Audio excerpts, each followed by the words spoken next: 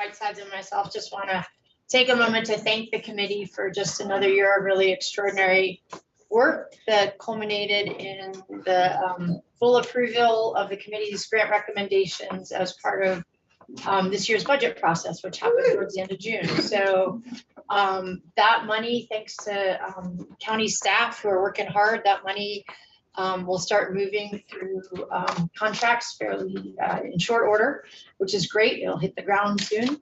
Also want to just thank the members of our committee who this summer have done some extra work serving on an ad hoc committee around funding issues who we'll be hearing from. So great to be back together.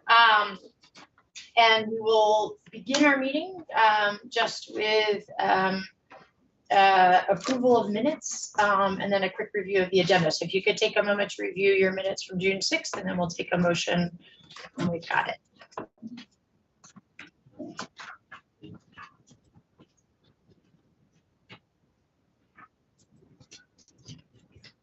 Make a motion to approve. Second. Okay, we have a motion to approve from Philip, and I'm going to give it to Martin. A second from Commissioner Moore.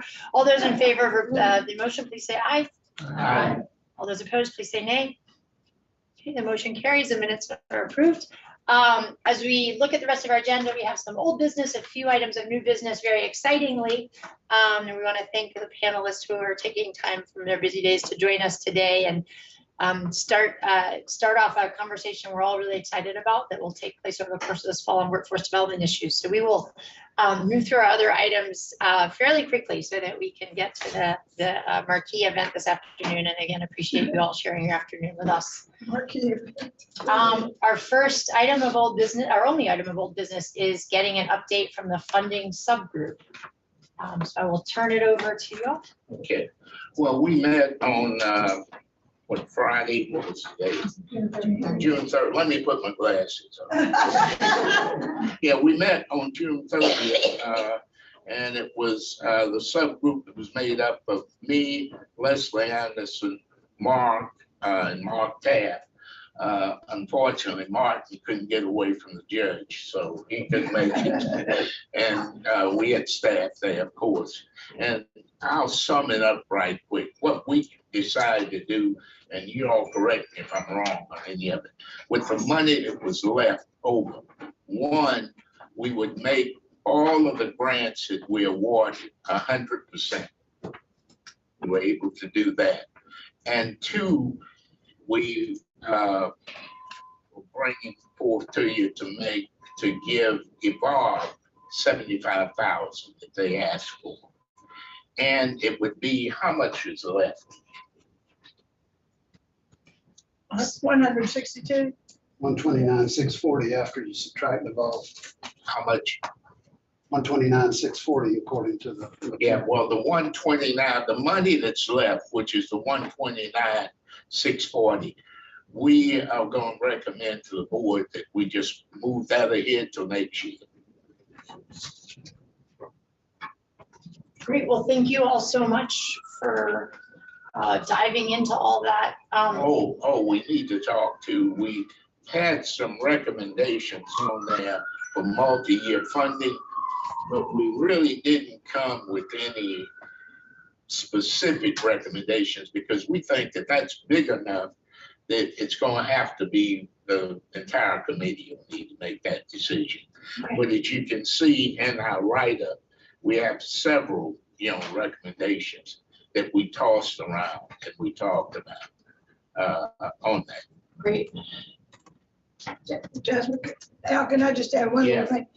Just to make the note that we suggest the elevation of Evolve to 75,000 because they were the next organization in line when we made our decision to stop at a certain place on the chart. They were the next group down. Well, but thank you. And I think it's important to say why we chose them.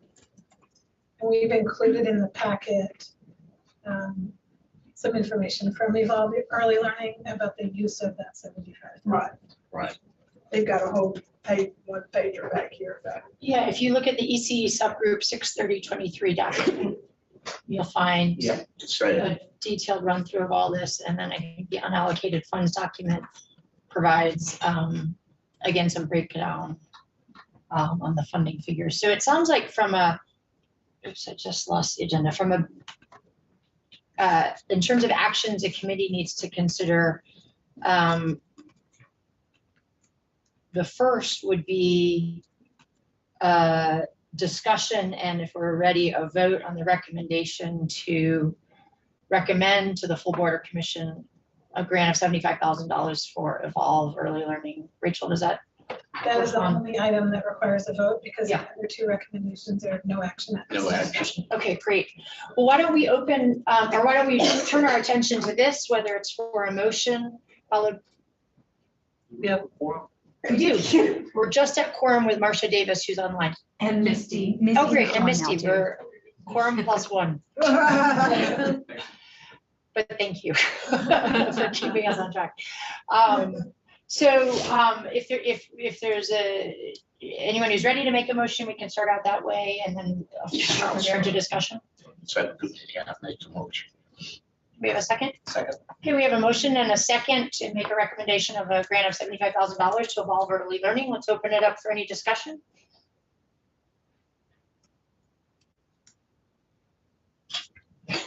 Anything from Misty or Marcia?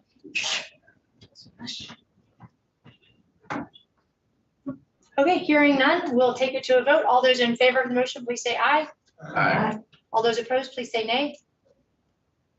Okay, the motion carries unanimously. And Rachel, just to kind of talk through next steps, I would think we could get this added as an agenda item at an upcoming commissioner meeting. No need. No need. The funds are already budgeted. Yeah. So we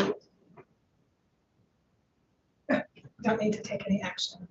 There is a procedural item that Yeah. our budget office is taking care of already Okay, related to carry forward. Okay, right. yeah, That was already voted on by this group and discussed by, as a part of Board of Commissioners Right. we- plans. There's a step the board takes each year to approve carry forwards. Yeah. And that's countywide. And the budget office will make sure that the early childhood funds are in that.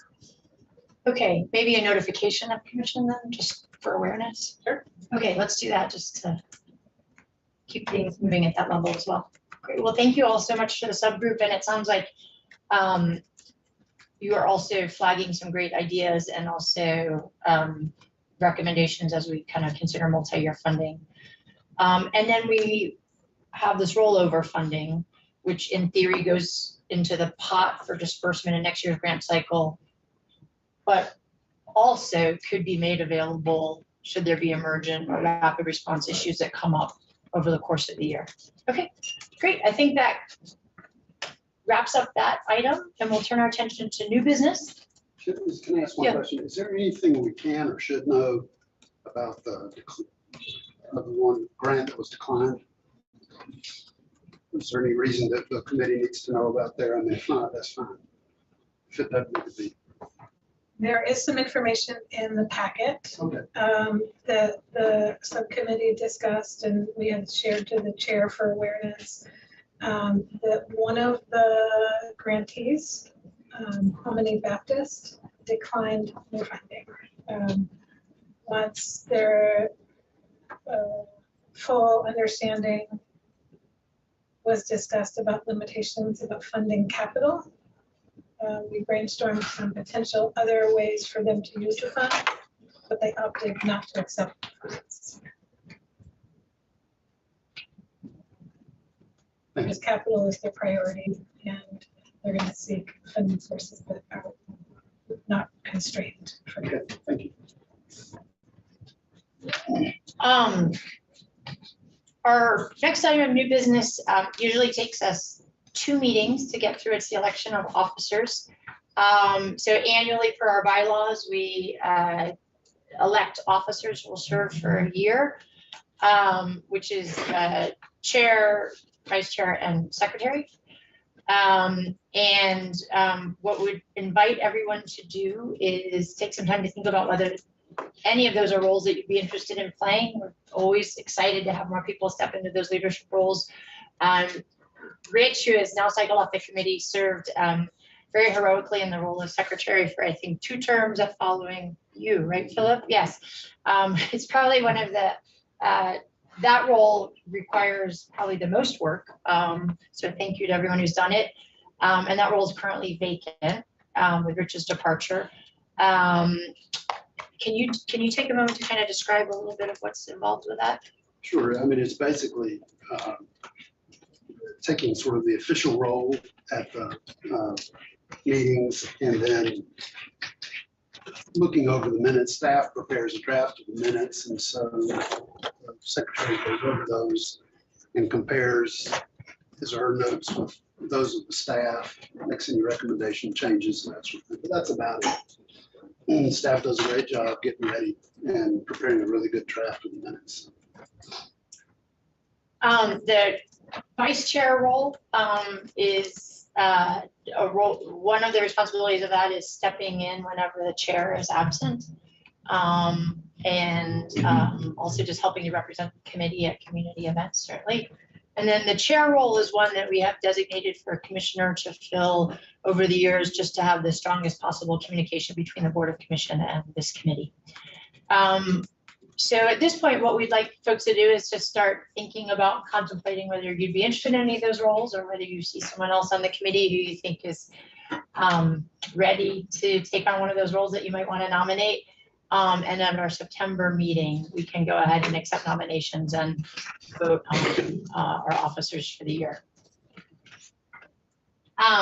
Next item is volunteers for Board of Commissioners presentation on September 5th. Rachel, would you mind walking folks through this? Each year, the Early Childhood Committee is invited to go before the Board of Commissioners and make a presentation about our work. This year, we would also like to invite the representatives from Buncombe Partnership for Children to share their annual report on the first year, the 2-year Buncombe Pre-K pilot. So we're looking for, I think probably maybe 2 committee members would be a good number to do the beginning part of the presentation, work with staff on preparing the slides, and attend on September 5th at 5:00 p.m. And provide an update to the board and to the public about the work of this committee. But it will be briefer than in previous years because we're sharing the time. 2 people? I think 2 would be good. 2? Okay, great. Anyone feel moved to volunteer? Carol? Happy to. Awesome, thank you. Anyone else?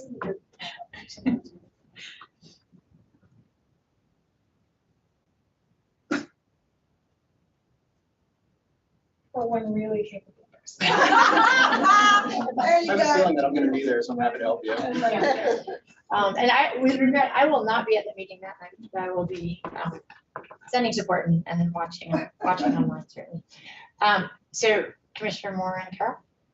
That works for you? Okay, great. And then Buncombe Partnership. Great, that'll be a great lineup. Thank you all. Next up is review and approval of the annual roadmap. You'll also find that in the email that Angela sent. And this is a roadmap that we update annually to kind of walk us through month by month what our priorities will be and focuses for our meetings. Again, thank you to staff for working hard this summer to line up the ECE workforce focus that will kick us off in August and September. So right now, what we ask folks to do is take a look at this as it walks us through basically a fall of digging in on workforce issues and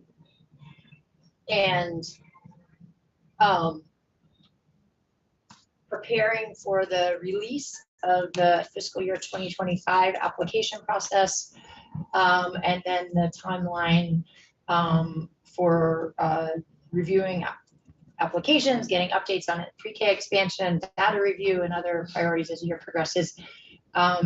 If anyone has any edits or changes they'd like to make, rather, you please feel free to bring those up now and we can work on getting those added in.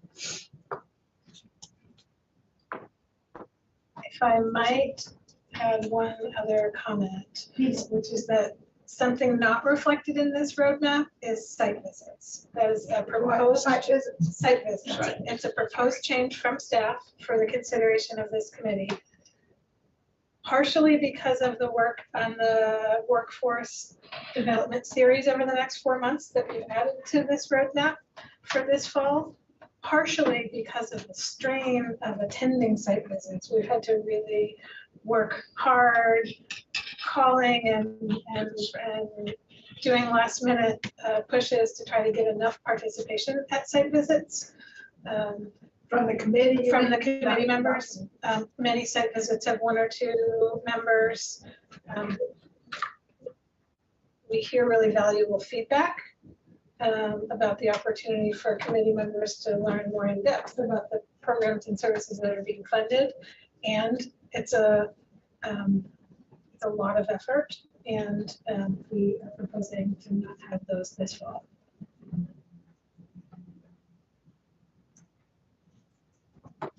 What do folks think?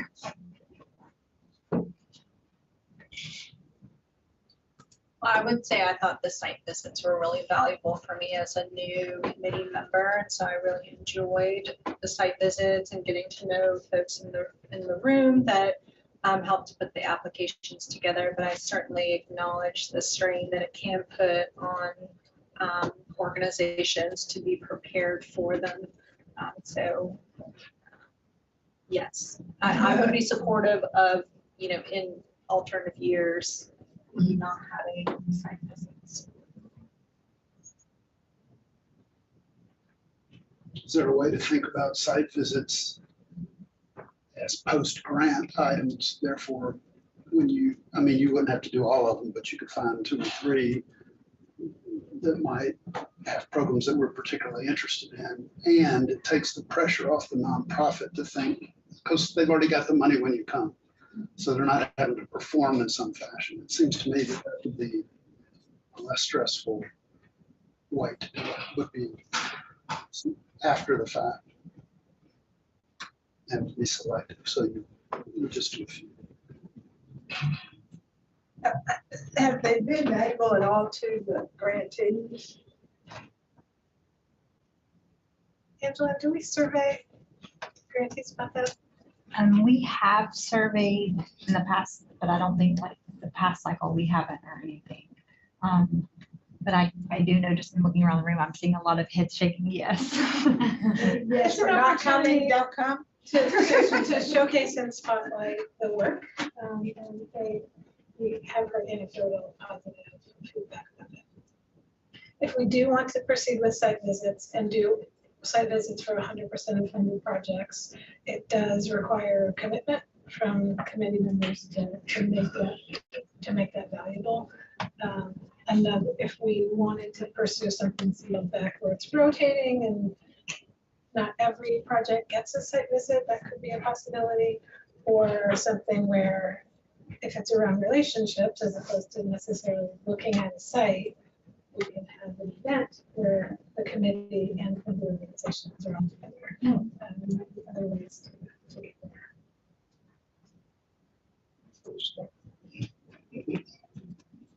Would you like us to come back with some options for next meeting? Yeah, I think so. Any other feedback on the roadmap? Or I have a question about whether new committee members, when does that selection process fall within the roadmap?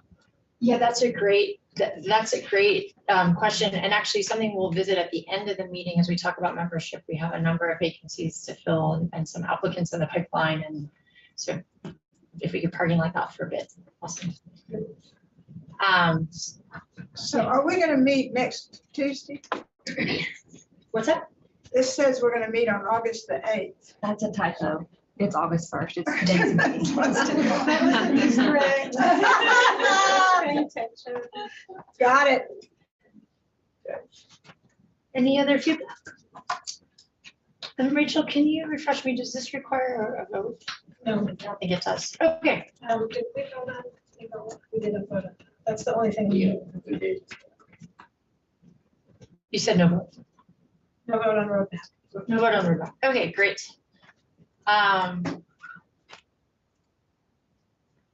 Great. Well, I think that means we're ready to turn things over to our incredible panel.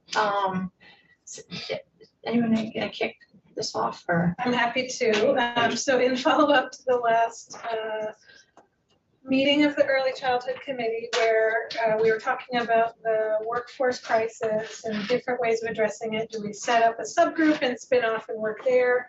And the discussion was it'd be valuable to the full committee to dig in on workforce development topics in early childhood education as a full group. And so the roadmap you just saw earmarks the next 4 meetings for a focus. And so this is the first of those 4 planned sessions, and this is around setting the stage. So we contacted our partners and said, all right, so help us figure out when we say workforce crisis in the field of early childhood, what does that mean? How do we define that? What are things that contribute to this workforce crisis? What does it look like? What are some impacts we're seeing as a result of it? Next session, we'll be talking about a landscape of current efforts. What are all of those programs and initiatives and strategies that are out there? We'll move on to looking at opportunities and best practices, and then maybe potentially at the end of this, be more clear about some potential recommendations that this committee might want to make or adjust into the next grant cycle in some way. So back to today, Jenny Weil with Montclair Partnership for Children is going to be the presenter and kick us off by setting the stage, and then engaging our panelists here, who I'll introduce. Amy Spooner with Eileen Wortham Center. Amy, is it Sosby? Sosby. Thank you. With Regent Park Early Childhood Development Center. Timothy King with Children's Center at Graceland, and Melissa, who's Wilson, who's a colleague of Jenny's in Child Care Resources at Montclair Partnership for Children, sharing the perspective of what we see at the system level and what we see with providers who are facing these challenges on a day-to-day basis. What is the crisis? What do the problems look like? All right, thank you. Yes. All right, I think I'm going to stay seated so that we can go back and forth easily, not up and down.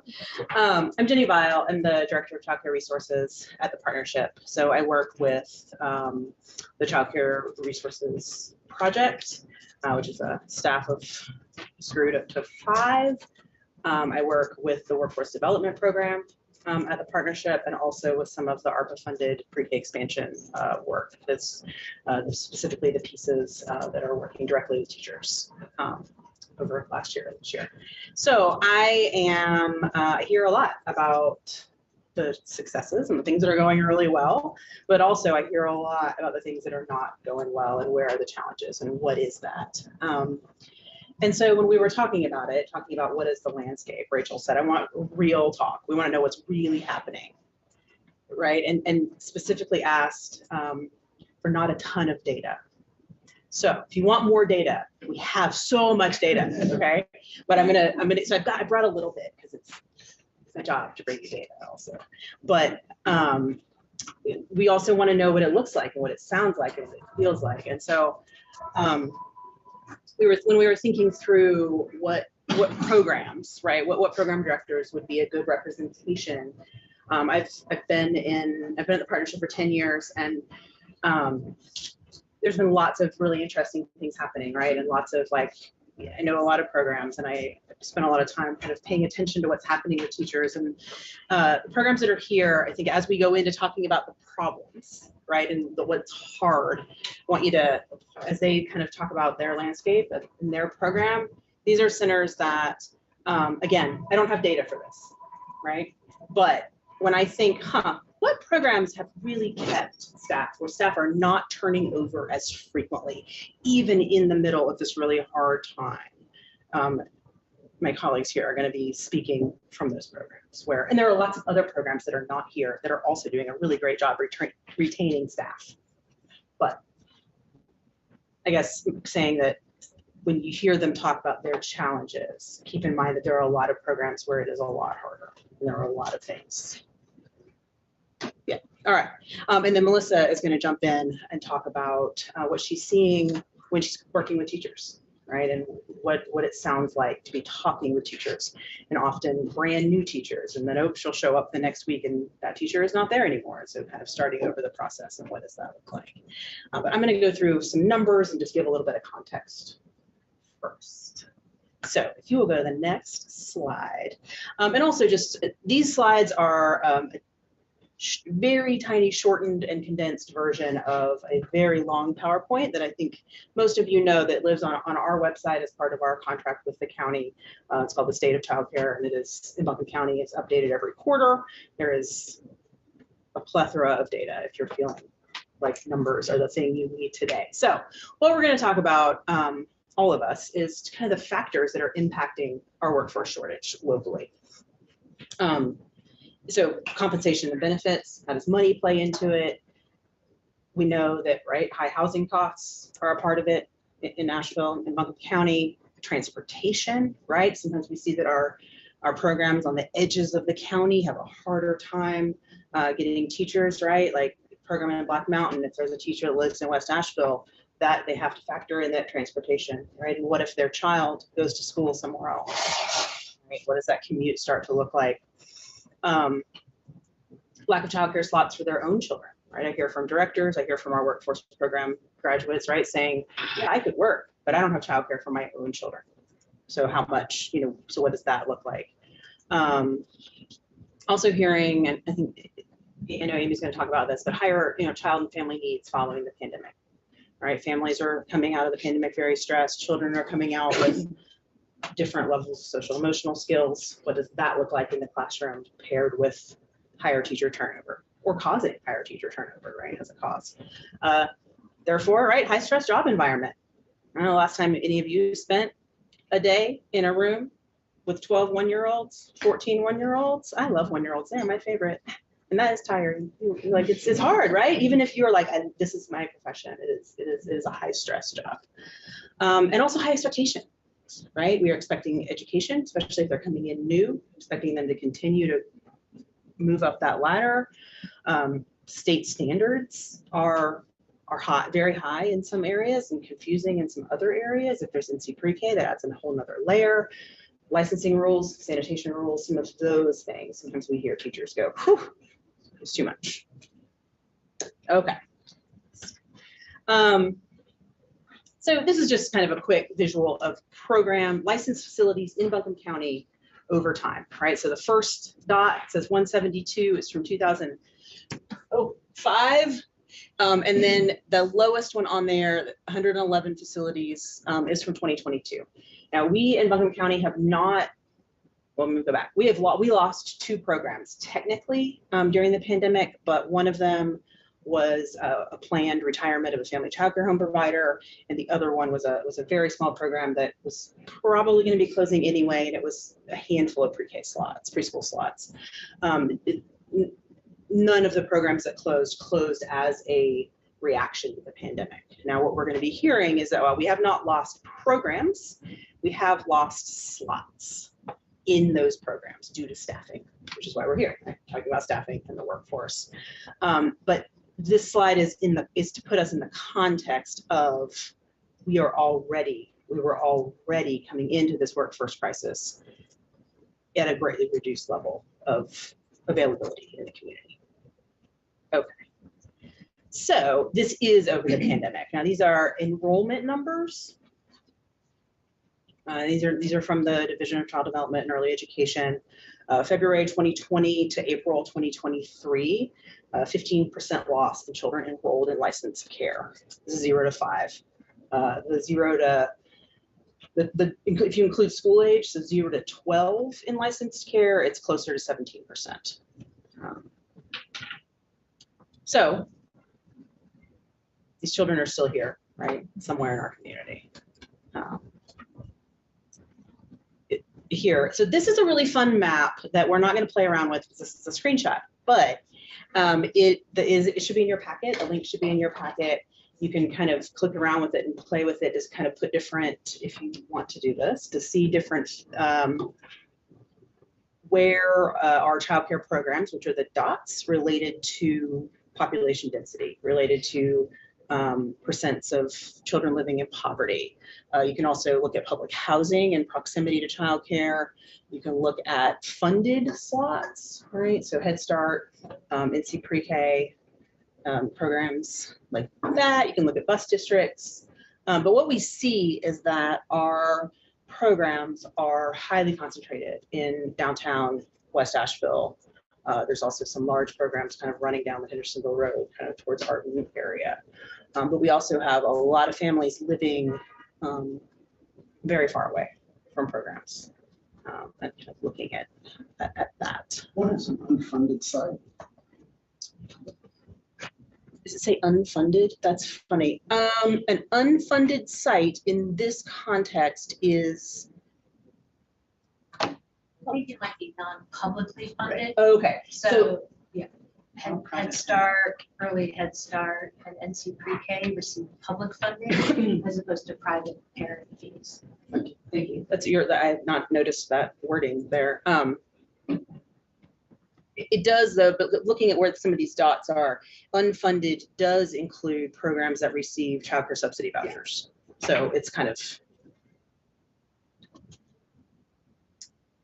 All right, next. All right, so thinking back to the map, but to the graph that went straight down with numbers of programs. This is early childhood workforce in Buncombe County over time. One of the reasons this does not follow that same line down is that a lot of those programs, the 40 or 40-ish of those programs that we have lost were family childcare homes. So one provider, a program. So you can see we stayed pretty steady over time, but starting in 2016, 2017, right, kind of started to come down. Again, the final date here is 2022. So there are about overall 100 fewer teachers just in the workforce in Buncombe County right now to do the same, to meet the same needs. Okay, we'll keep going. These are just the kind of the raw numbers for last year. So I'm going to pause for just a second on this, the average teaching wage. This number is from 2019. It has gone up a little bit. We don't have new data on that number, but part of the reason it has gone up is that wages in general have gone up slightly. And also the compensation and stabilization grants coming from the Division of Child Development and Early Education, DCDEE, which are ARPA funds, right, that went to the division and have been distributed since since the fall of 2021. So if you go to the next slide, these are the kind of just raw numbers for stabilization grants to date. So almost $7 million coming into Buncombe County, just of the compensation pieces. So that is money directly into pockets of teachers and directors and all staff in Buncombe County since the fall of 2021. In addition to an additional 10 million of kind of fixed, they're calling it fixed costs, but those went to all sorts of different things. Programs could use it for additional compensation. They could use it for subsidizing family fees or child enrollment fees. You could use it for, for some of the things y'all used it for. You could use it for PPE, you could use it for, especially during like the harder times during the pandemic, you could utilize it for PPE for your staff. You could utilize it for, there was a lot of additional cleaning that went into running programs during that time. You could utilize it for, depending on where you were with how many kids you actually had coming, you could utilize those funds to continue to pay rent or mortgage on your site. You could use those funds for utilities. Those funds were really to be able to maintain continuing to serve the kiddos that were at your site.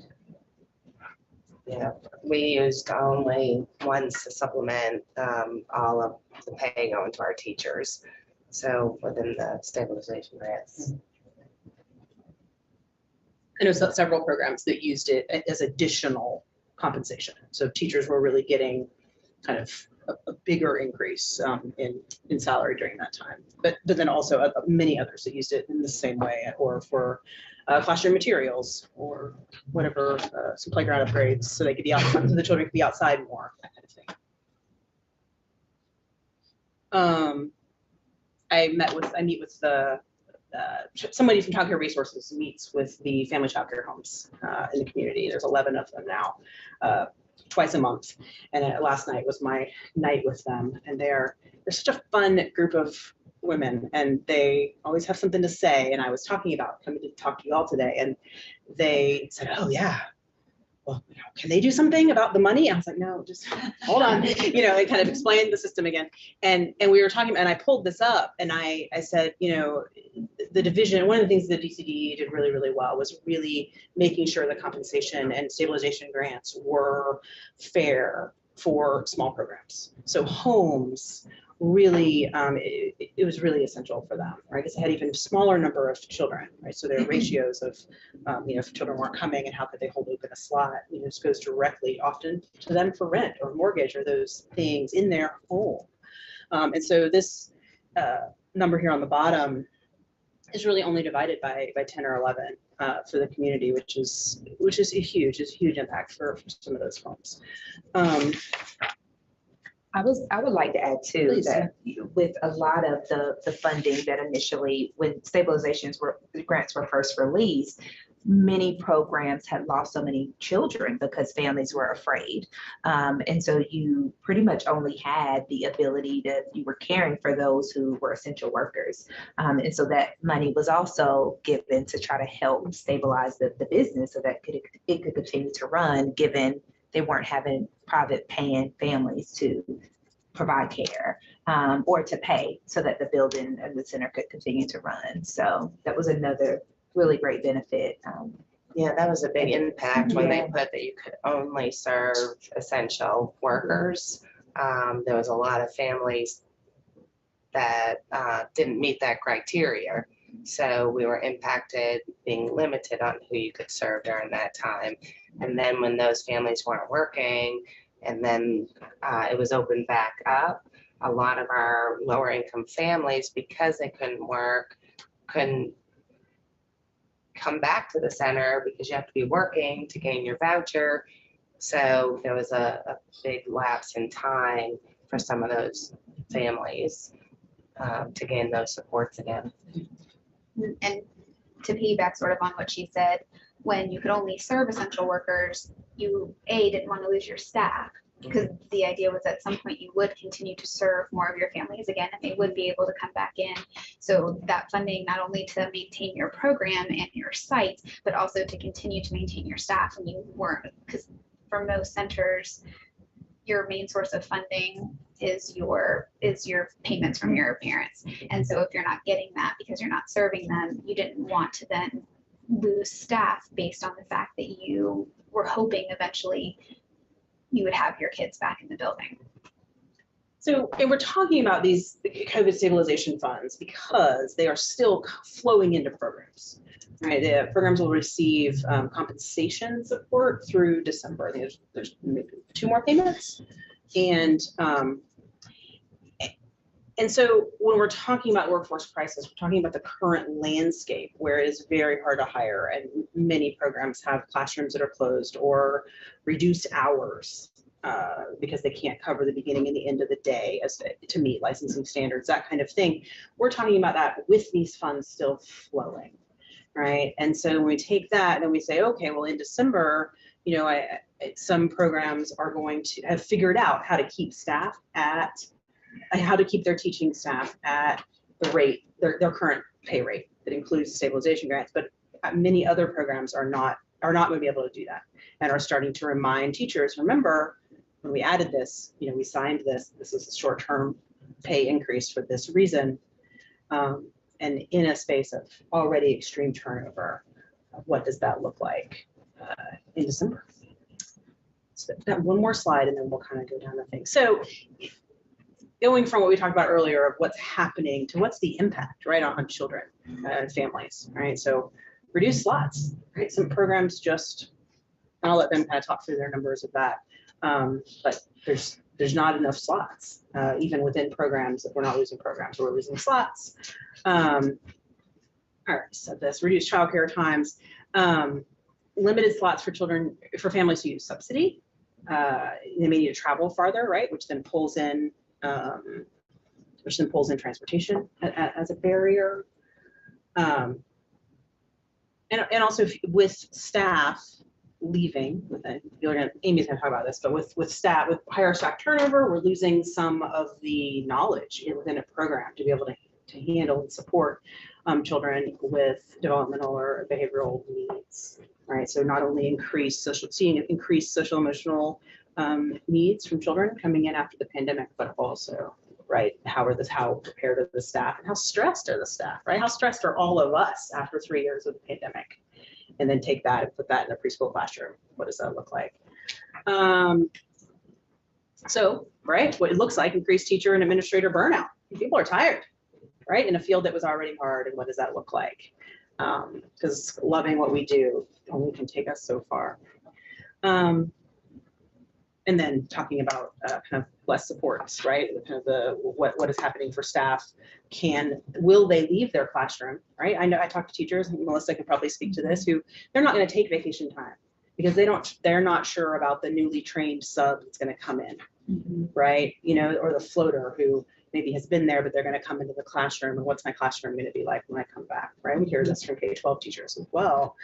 So kind of the workforce shortage and these kind of little impact pockets around.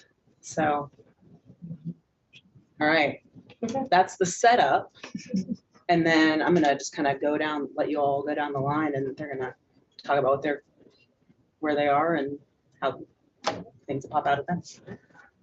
So I'm Amy. I'm the director at Irene Wortham.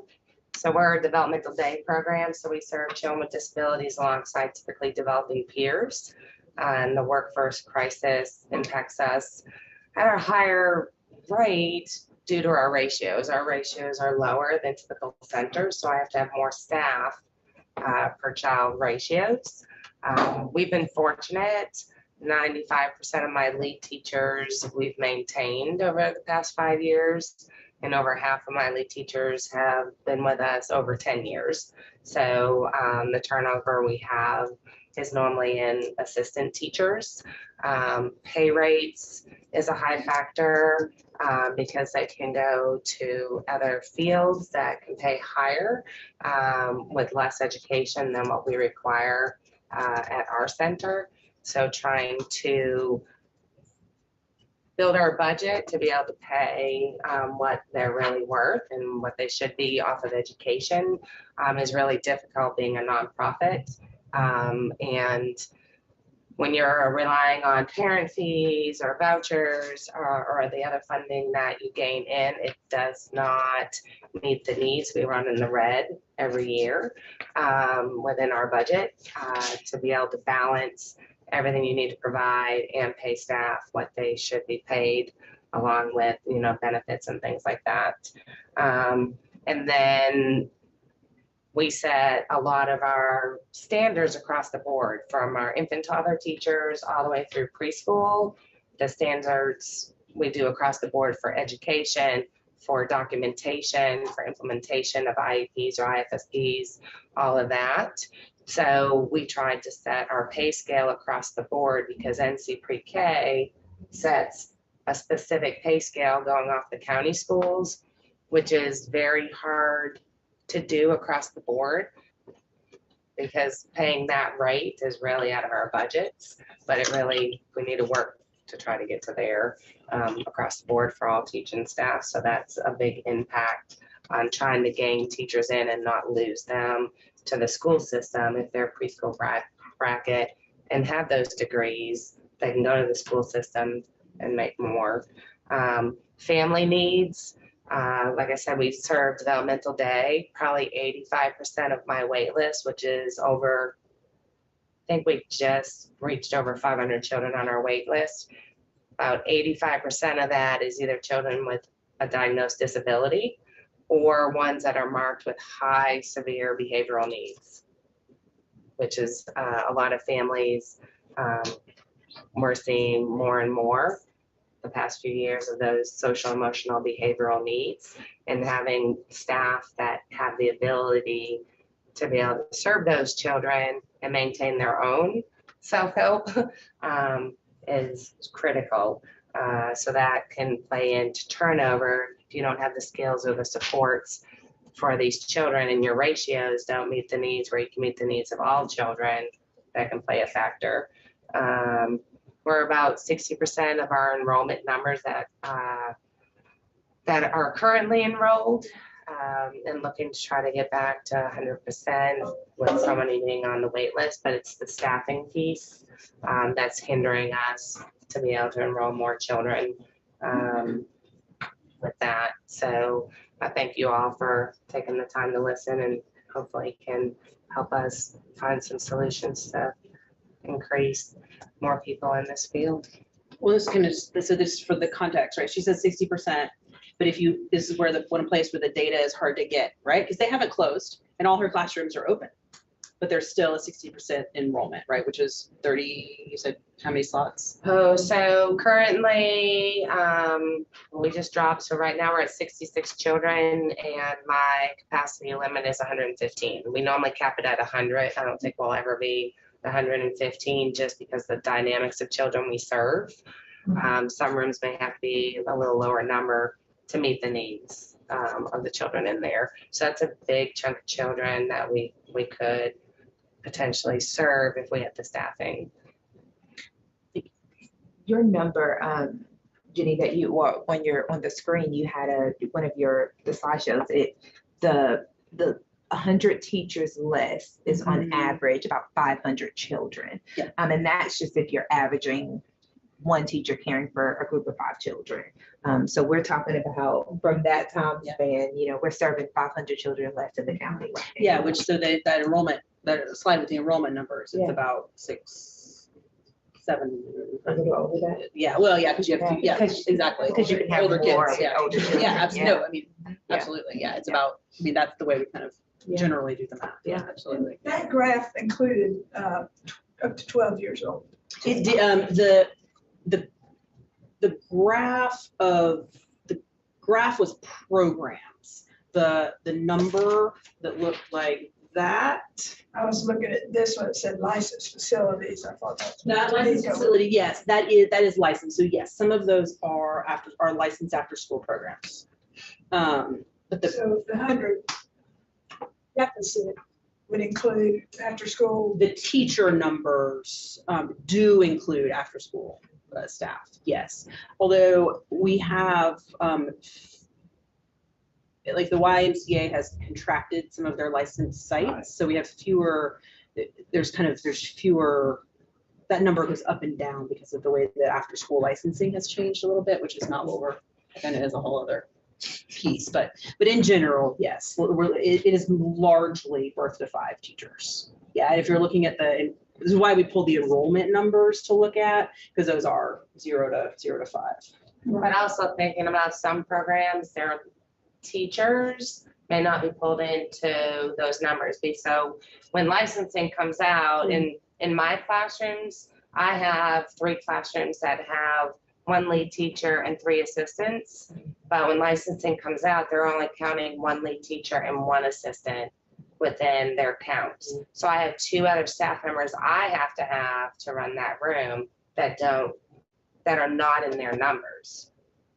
So, and a lot of other centers may have to have those floating staff that aren't counted in numbers to meet those ratios, that are added staff members you need to be able to run your program, that are not counted. And a lot of what we're missing, like in my facility, is those extra numbered staff that we need that don't count in those numbers.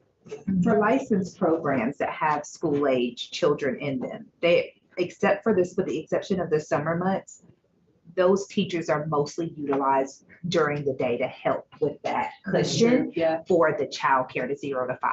And they move in the afternoons to provide care to the school agers, the children, the 5 kindergarten up to 12 years old, 12 years of age. So That's true. those numbers really are still would still be the same because private sites that also have childcare 0 to 5 and school age, they're using those teachers all day long, even though they're only providing direct care to school age children during the latter part. That's because it's after school or before school.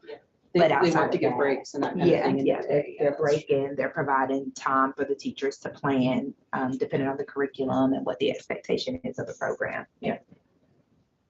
And one reason for that, especially in licensed programs, is that the sanitation rules changed around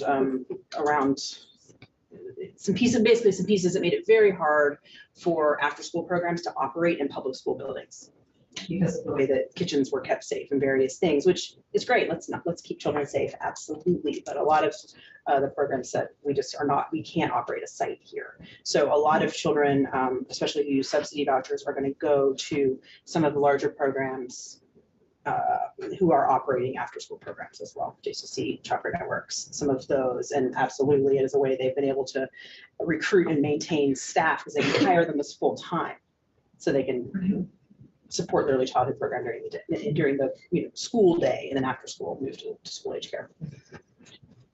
Yeah, it's a good question. I'll let y'all keep going and then. My name is also Amy. I work at Regent Park Early Childhood Development Center, and very similar to what's happening in the Amy Center. My classrooms are all open, but with much lower ratios because I don't have the staff to support filling them. So I very similarly am running to. I'm serving about 47 kids currently. Our licensing capacity is 90. We're a smaller center. We typically also don't go to our licensing capacity, but we typically serve around closer to 70 kids.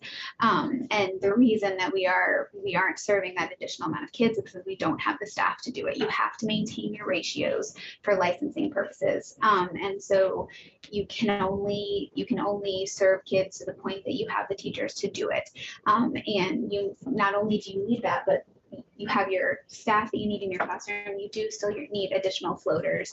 Staff still need additional support during the day. You need people to give breaks. You need people to go, a third person to go into a classroom sometimes because, it's a hard day, especially now. Emotions are higher. The ability to regulate, I think, for a lot of kids is a little bit lower coming out of this. So I think that because of A, we're not serving as many kids who need to be served. B, there's a lot of kids in our community that need care that don't have it because we don't have the teachers. And so I think when I look at it and I think about what this crisis means, we need to figure out how to get more people into this field. I also have a group of teachers who have been there over 10 years and they're wonderful and they're amazing, but they need those support staffs. And I think that's where we're really showing that we need to figure out how to maintain and still work to increase teacher pay to make it a field that people are interested in coming into, and to also have it feel like they're coming into a field where there is enough support to want to stay in it long term, and that it feels like a decision that isn't going to just eventually lead to burnout. And then also, sort of to what Jenny said, I do think that sometimes there's such a lack of childcare across the board, from what we're talking about with early childhood education into serving kids for after school, is that is hindering the ability to get new people into the door because people have to figure out what they're doing with their kids too. So even older kids who need after school care, maybe those people can only work during the school hour. Well, we're trying to run, 7:30 until the end of a typical working day. So there needs to be more support all over to be able to give enough support to childcare centers to continue to serve these kids, and then hopefully get back to a point where you're serving the amount that you were serving previously. Can I ask a question just to make sure, and this may be commonplace knowledge, but so you're running you usually have about 70. But right now you have 46, mid-40, somewhere, something like that. And the Irene Wortham Center has, We just dropped to 68. okay. So if all of the centers were operating at the capacity for which they were licensed, would there be a waiting list?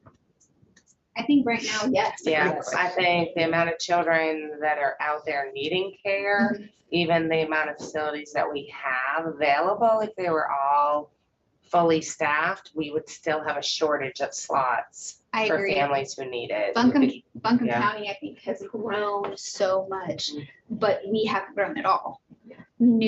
So I think there are more, even if everyone were completely staffed and serving to licensing capacity, I think there would still be kids who are not being served. I will answer that too. There's a caveat there. If we're talking about licensed facilities, yes.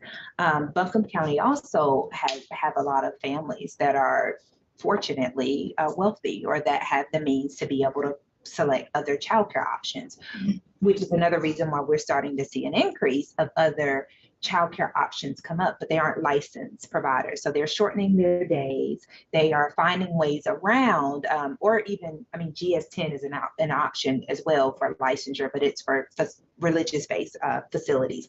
So we're seeing more of those type of programs become open and available. And so I think to answer your question, if we're only speaking about licensed centers being available to children and families, we don't have enough. But if we're talking about options for families to be able to tap into different avenues, I mean, you also have some cohorts where moms are getting together right now to help, support each other to provide care. So it really becomes down to the decision of the parent on what type of setting they want best for their children. And we know that licensed childcare is important. We know the importance of it. We work in it and we study it a lot, but there's some families who may not be interested, in full day programs all day. So just depending on which direction, the parent or the family is wanting to go in or looking for. But for licensed care, yes, there's a shortage. If we're including programs in different types of other facilities that are not licensed, there are tons of options right now for a lot of people to tap into. I think one thing to Amy said, but as Amy said, people don't have choices when they're looking for social, emotional, and behavioral slots. is what I was gonna say, is that it sounds, right, it sounds great. Wow, families are being creative. Isn't it great with all these things, except that if you are a family who's working full-time and you're dependent on childcare vouchers, and maybe your child, because they've grown up in a space where there's lots of stress, right, has some behaviors, right? That child doesn't have choice, right? That child needs to be in a licensed facility where their family can be supported and use a voucher. And so what happens is when Amy talked about you said it so nicely about a blend that you said alongside, what'd you say? Children with higher needs. Typically developing. Here we go, right? Like a great mix, right? When those classrooms function so beautifully, right? And lots of programs do this. They're very careful about kind of blending children with a variety of needs together. And what happens when families who can afford a nanny, who can afford an unlicensed situation, pull their kids out, then the concentration of children with higher needs in programs gets higher. And so when we can get more programs to be licensed, right, it becomes an equity issue, because then those vouchers can go to a wider variety of programs. So families get a wider variety of choices and everybody wins, basically. Yeah. And if we can get more people with the education behind them that is willing to learn the skills to work with children with disabilities or children with behavioral challenges, then we can make the highest impact for that child and family. If the ratios are too high and you have a child, with significant behaviors or significant disability that pulls a staff member away, almost like a one-on-one setting, because that's what that child needs. What are we doing for the other children during that? So you really got to look at the balance and the skills and the supports for these teachers to want to stay in the field to meet the needs of these children and the families, and learning those skills to get the parents involved and doing a team approach so they see the benefit long-term and that child can be more successful. That's really increased over the last 3 years, where we're seeing it across the board. It doesn't matter what economic factor that child's coming from. We're seeing it across the board with children that their social emotional skills and regulations and things are a lot lower because they didn't have those social interactions during COVID where families were drawn back. And those aren't skills that children innately already have. They need to be modeled. They needed, you need to help them flourish and learn those to be successful. And doing it at an older age, the impact in a classroom setting is a lot higher, which then gives a lot more stress to the teachers because we're having to work so much on that social emotional area that some of the other areas can get missed. So it's putting that child behind even more. So we need to support those teachers and the education for that to be able to keep people in this field too. So that's a whole nother. Well, and it crosses, right? It crosses all sorts of aspects, like even, right, my child, right, turned 2 right before the pandemic. She's about to go into kindergarten. She's been in high quality early education programs, except for 18 months in the middle, right? She's going into kindergarten with some very different social emotional skills than her brothers have, right? And that's happening across and all there's a spectrums. humongous span of kids that this is affected. I mean, because it's and what's happening inside of centers when you're trying to support these kiddos it is challenging. It's taxing on the teachers, and without additional support, it can become a big challenge, or a classroom can feel like a challenge. So having those additional supports, having more people in a classroom to help, sort of tag team things. You have one teacher who is still potentially able to work on some of the academics, and then you have someone else who is then able to help support some of the kids who are really needing a lot more with regards to social and emotional development. There's a huge deficit from these kids.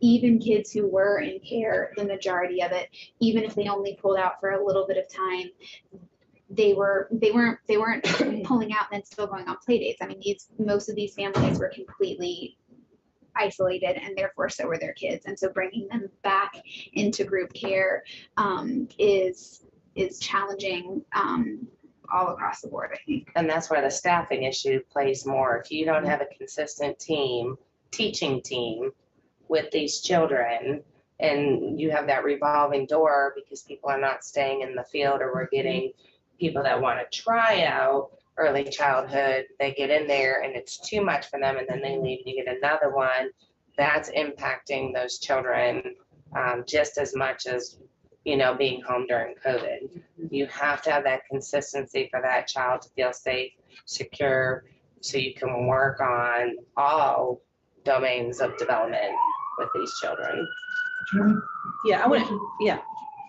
Isn't there also significant difference in staffing needs and who's available? I'm thinking about the infant toddler versus the 3 to 5 year old. Absolutely. Those are huge differences. So, we can't lump it all together, I guess is what I'm saying. And so That's where it needs to be broken out, yeah. Needs, you see significant staffing differences in infant toddler than 3 to 5. Well, it becomes a financial issue for programs, right? If you can put 8 to 10 infants in a room with 2 teachers, or you could put 16 2-year-olds, 18 preschoolers in a room, and you're trying to look at numbers and you have to close one room, you're going to close the infant room, right? I mean, and this has happened historically, right? We've got lots of programs that started at 12 months because at some point they thought, we want to serve slightly more children and we only have this much space, so we're going to go up. So yeah, it is very different. Again, going back to Phil's sort of question, are there enough slots? There's the differences between and I'm not suggesting there aren't enough slots even for 3 to 5 year olds, but there could be enough slots for 3 to 5 year olds, but nowhere near That's correct. enough slots Exactly. for infant toddler. If I have a Well, 4-year-old right I now, agree.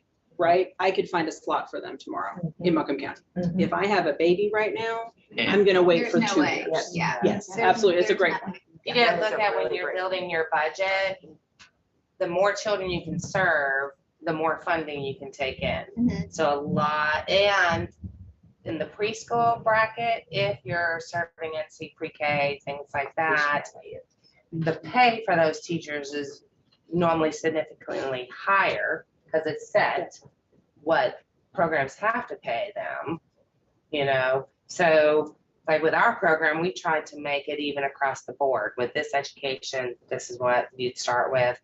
Didn't matter if it was an infant teacher or a preschool teacher, because if the focus is on pay, we had a lot of our infant toddler teachers that are heard what the pay was for if they wanted to be NC pre-K. They were gonna leave that infant toddler area to be able to make more money because they needed it for their family. So that is hard too for programs to be able to pay across the board, because we know the benefit of a really good infant teacher is just as impactful as a really good preschool teacher for that child, and needs to be thought of across the board with pay and the expectations, you know, for those teachers too. So, but like, I would say a lot of programs don't do that. yeah, definitely programs to be able to sustain paying their bills, paying teachers, they're going to opt out for more preschool rooms because you can bring in more income that way than an infant room. You lose money running an infant room, and we've done the data, we have our reports. We lose money on our infant room, running an infant room. Quick time check, it's 2:10. If there are any members of the community who want to participate in public comment, there should be a sign up sheet behind Rachel. Please go ahead and sign up there and then move it up to Rachel so we can allow time for that if needed. And then we have about 20 more minutes, so excited to keep hearing from And I the want to pass it down that as way. long as we can. Thank you. I give one more, another way, thinking about the slot issue and license capacity. We try to always, the partnership, break it down by here's the license capacity, but often that includes more children than they want in the best of times to have in a room. Sometimes it includes a weird space that they're not really going to use for children. So really the number that we need to pay attention to is that desired capacity. Yeah. So the 90 versus 115, the 70 versus 90, because that the licensed number is the number that's easy to get from the state, but it is often, sometimes it is not realistic. Yeah. Okay, Tamika, and Melissa, yeah. Sign up for public comment, which means we'll need to break at 2:25, so we have about 15 more, 15 more minutes for the panel. Okay. I'm Tamika King. I am the executive director at the Children's Center at Graceland. Just to give a bit of a background, so Graceland right now is different than these providers. We have 4 classrooms. We do not serve infants. We serve toddlers, 2s, 3s, and 4s.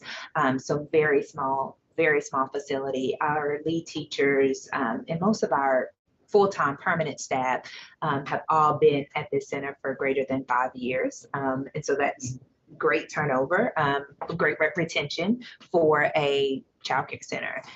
One of the reasons that I believe that it has been able to sustain and do as well as it's done is because for a couple of reasons, and it's great that we're having a conversation about staff because I believe that's where it has to start. And having a very small facility allows for administrators and staff alike to have more of a what I have called a culturally responsive workplace, which is good for the individual teacher.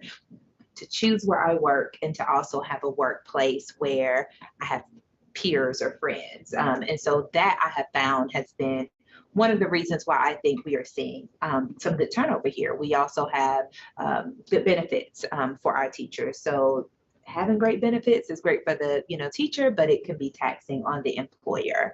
And as a nonprofit right now, we are challenged with trying to look for additional options for benefits to be able to provide to our staff.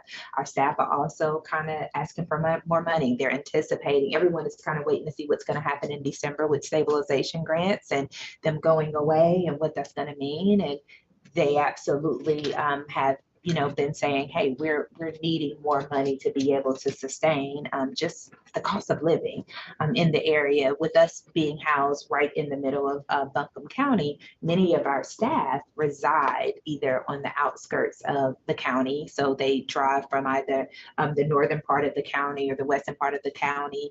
I got a couple, I think that's east. And then two that actually lives right next door to the center, but that commute, to them is a lot as well. For them, it's a lot as well. So we're seeing where I've seen and within the center, retention is great, and I think since the pandemic, the center's been over 85% utilized. So since I've been here, we've not dropped under 85%.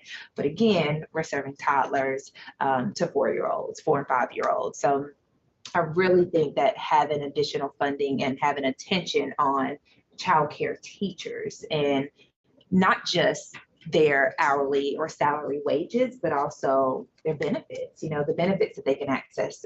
We've had teachers to leave and go to the school system, and that is in part due to there being a better benefit package.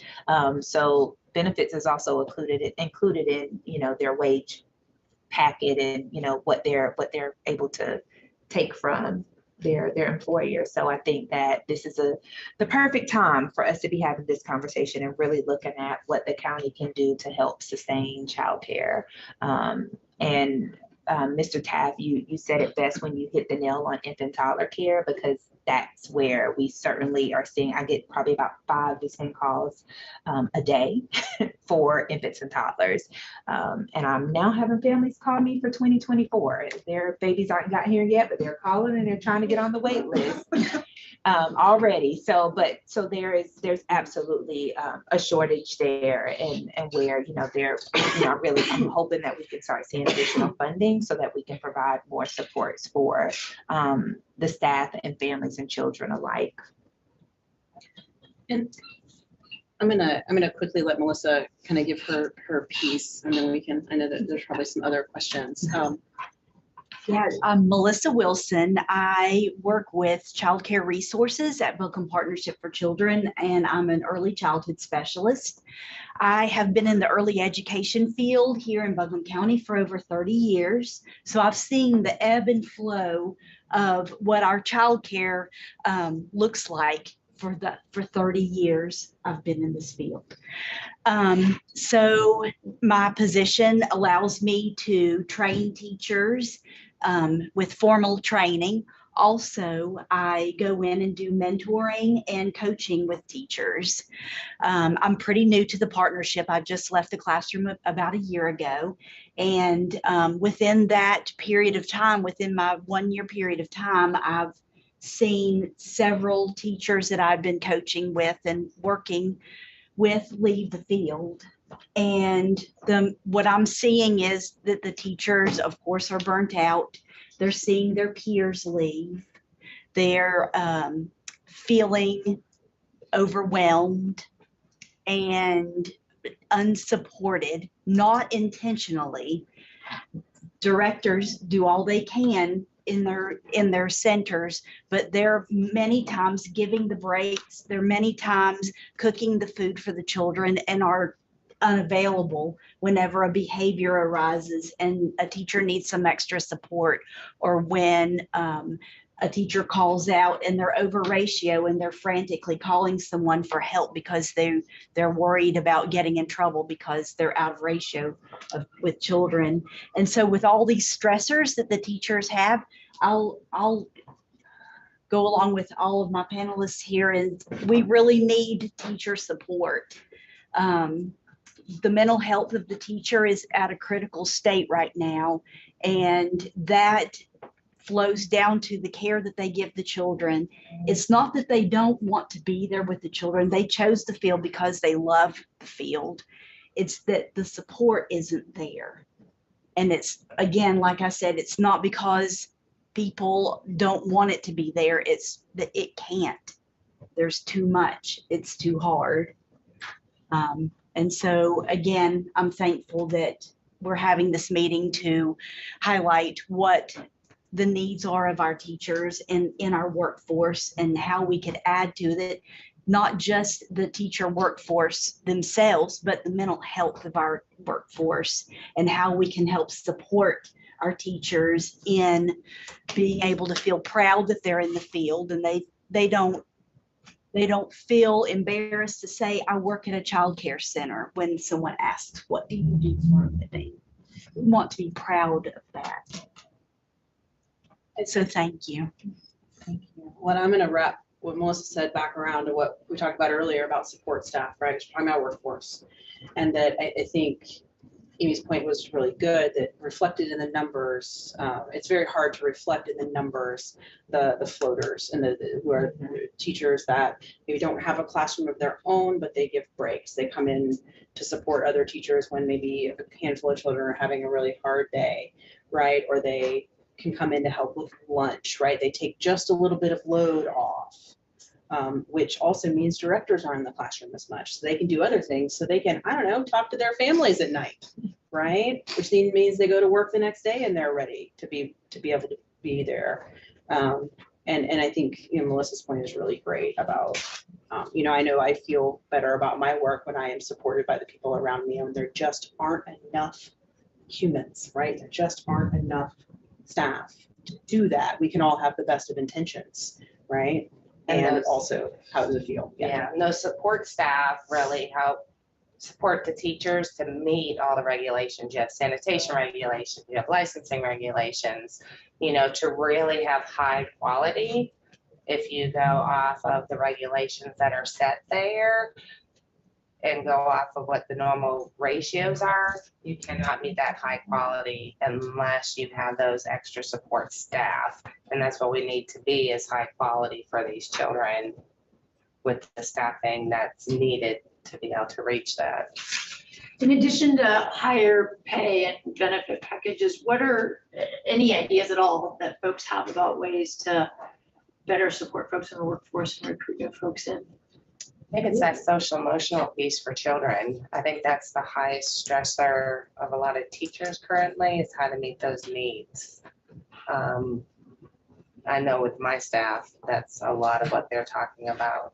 It's teacher stress, right? It's like, how does the teacher manage their own stress and then be able to show up in the room with the kids? One of the things that we are doing right now, and our board just actually passed this a few days ago, but we really looked at how much time off, you know, are we allocating for our staff? How many breaks are they getting? Just time with their families, right?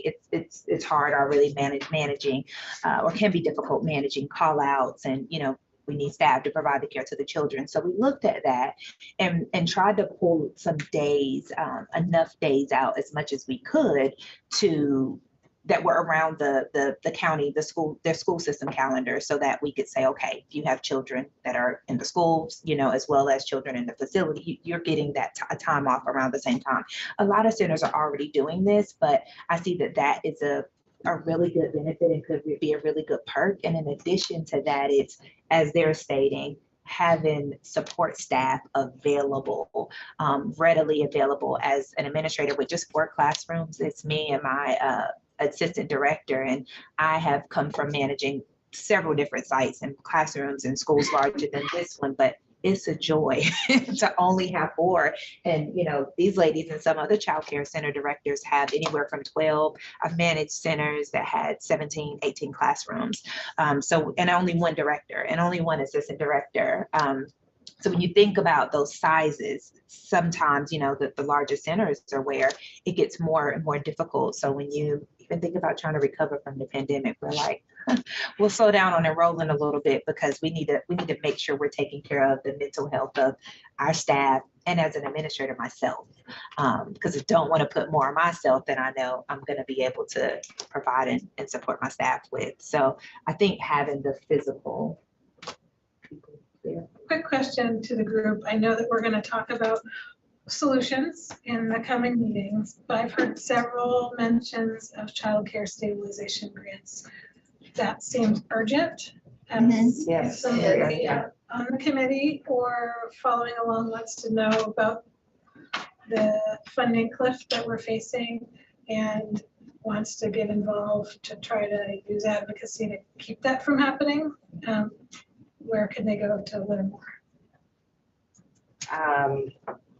to learn more on fighting for trying to get the Senate It's to. essentially sitting with the state legislature. We've been sending information out to all of our families to be writing too, and trying to get the families to help advocate, so we have. Put something together. Yeah. We've been sending postcards and yeah, families have been supporting us with the initiative of writing the legislators and letting them know the importance of the stabilization grant right now. And it's, again, they're providers like, you know, you all, I think Amy, you said it, where we were getting additional funding. And so we were using the funding to go directly to the employees' compensation. But some of that additional funding that could have gone to fixed costs, it could have gone to rents and other things, or even benefits. We were layering that money into employee compensation. So You could utilize that. you You could, could yeah. utilize that and you could do bonuses with that money. So you had the piece that allowed you to raise hourly wages, and then you could still use the additional funding to then on top of that do bonuses and things of that nature, which, you know, that stuff That layer's matters. gone. Yeah, and that part's gone, and this And and now what's this. left is still incredibly important for teacher retention. Yes, and I think probably 90% of centers had staff sign that you're going to this because we're receiving that funding. When that goes away, you may have to go back to this. We don't find the funding to continue that. And So- and that time is coming, and I think that And while, the- while we feel like we're in Our stress crisis is now, yeah, I think while we feel like we're in crisis now, if the funding does not continue, and you are really left in this position where you remind them, hey, we told you this was for, you know, a period of time, and that period of time is over, that's gonna put some people back in a position where even if they really love it, it's a hard job, the requirements are high, the stressors are high, and now they're not feeling maybe as valued as they certainly they should feel. And so that I think if we're in crisis now, I think come December, it's gonna feel like we're in even bigger state of crisis. I've already had staff to express that they're working on an exit strategy from the industry if the stabilization grant does not remain. We're hearing that all over. Yeah, yeah. And if you look at most centers are looking for, you know, staff that have their associates, their bachelors, their masters, things like that, but still we're not even able to pay them what a living wage is in Asheville, but we're expecting them to have that education. And continue yearly Yeah. continuing education on top of that, and professional development, and there's a lot that goes into it that's behind the scenes that I think People don't really people don't really understand. know. Yeah. I hate to have to be the one to keep us on time. The good news is this conversation will continue over the months ahead as we kind of take different dives into this set of topics, but please join me in saying a huge thank you. Expertise and your time with us today and the work that you do each and every day. We just have a few quick items to get to before we adjourn right around 2:30. The first is just in terms of announcements, just some membership updates. I'm pointing to the Zoom The Zoom. card. Yes. Marcia is. Marcia, are you ready to, are you able to share with us?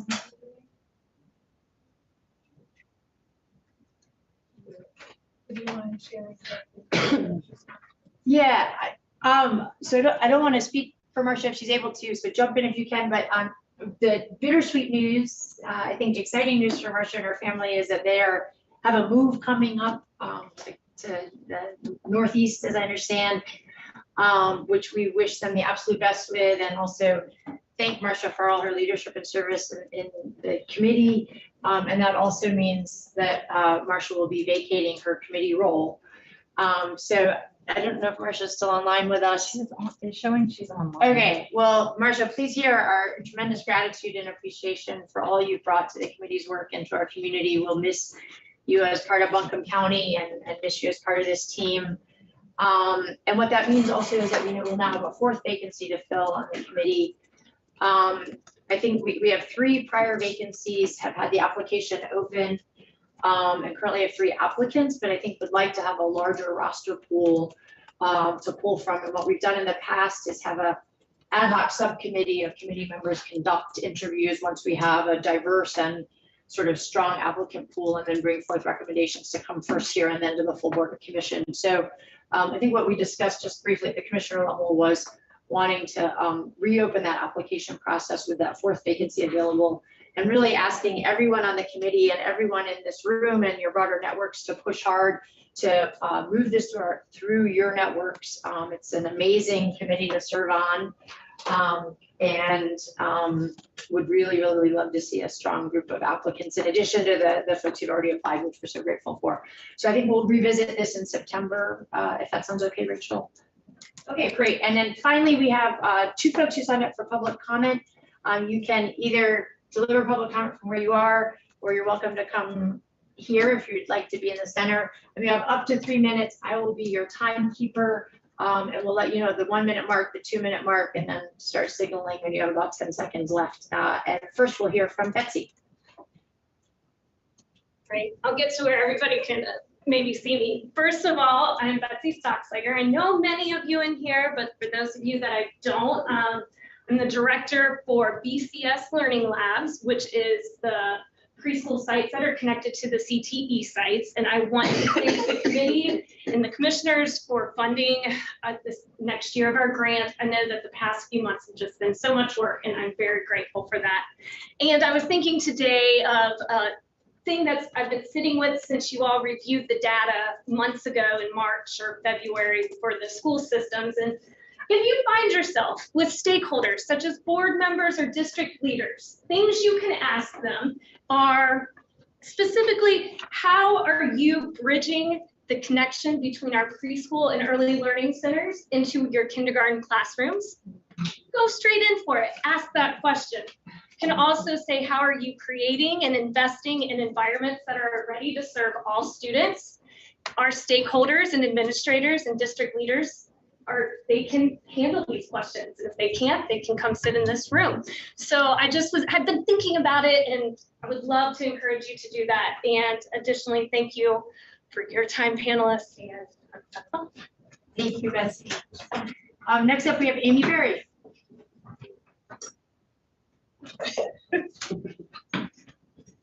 Hey everyone, I'm Amy Berry. I'm the director at Buncombe Partnership for Children. And a couple of things just rose to the top for me, some very clear themes. And so I just wanted to share a couple of things that really resonated with me and see if it hit home for you.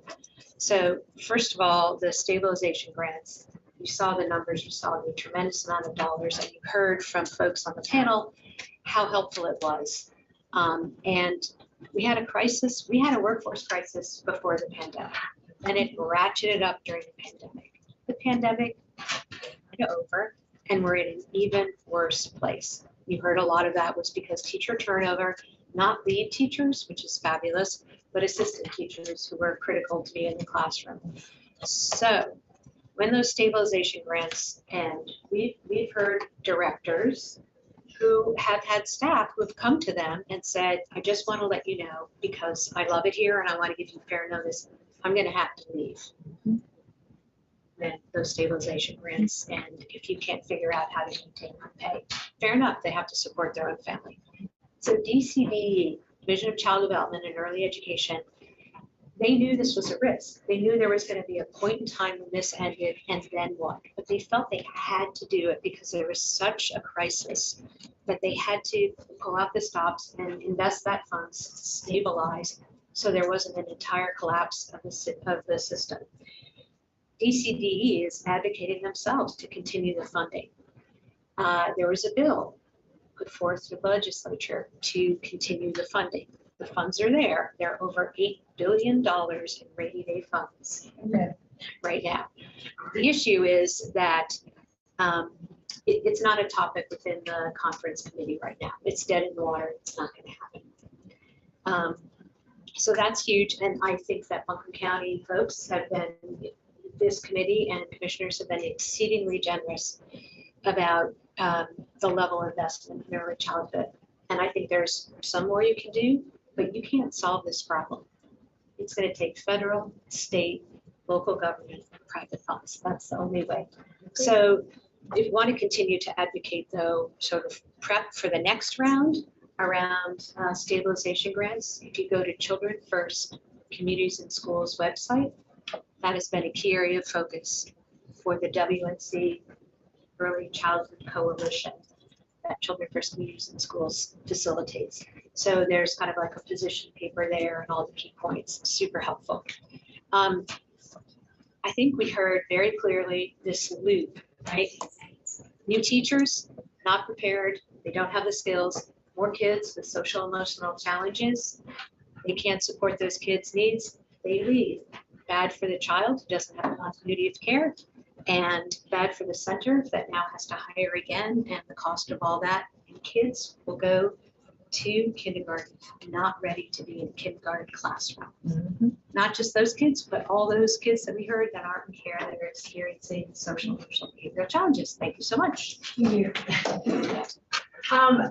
That concludes our meeting today. Thank you all again so much for joining us. Thank you to committee members. Again, be thinking about whether you'd like to serve in an officer role, and be thinking about who you can reach out to, not just with an email, but with a personal phone call or text, whatever works best, to think about applying to join our committee.